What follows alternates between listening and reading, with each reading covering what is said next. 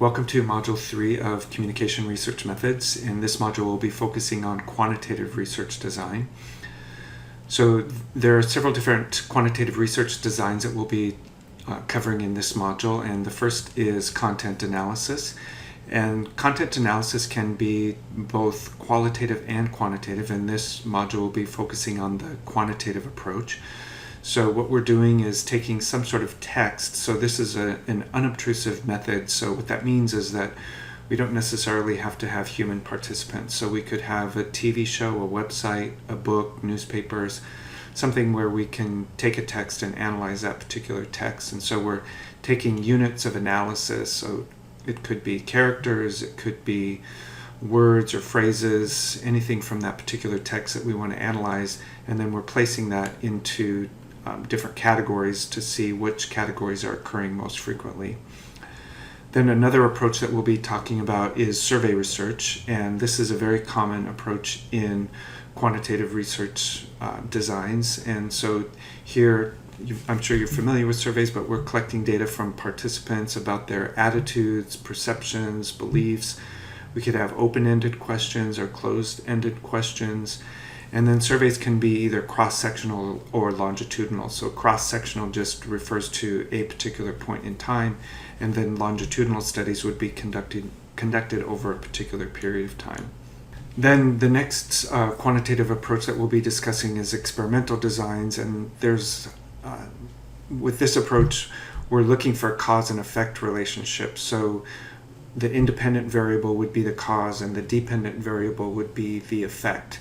So when we have an experimental design, we might be using other approaches to collect our data. So there might be surveys involved in an experimental design, or there could be content analysis involved in an experimental design.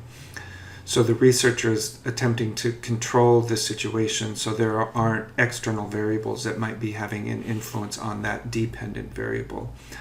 So there are different experimental designs that are discussed in the reading and the lesson associated with experimental designs, and they basically vary depending on the amount of control the researcher has over the experimental environment. Then there's another chapter in this module that deals with mixed methods, and mixed methods, as the name implies, involves using different approaches, and it could be qualitative and quantitative in one research design. And there can be different data sets involved. So we might be doing some data through observation, there might be some data through surveys, or some data from content analysis. So mixed methods are usually used when there's a more complex research design. Then at the end of this module, we'll be discussing statistical analysis. So we'll be looking at descriptive statistics and inferential statistics. One of the important things to remember is that we're not actually going to be calculating statistics, but it's important that you know the meaning of the different statistical tests that we'll be discussing and when you would use those different tests. So descriptive statistics are probably what you're most familiar with, and this is, as the name implies, describing a particular data set. So how is the data dispersed? What's the average in the data set? So what would be the average age, for example, is a measure of central tendency.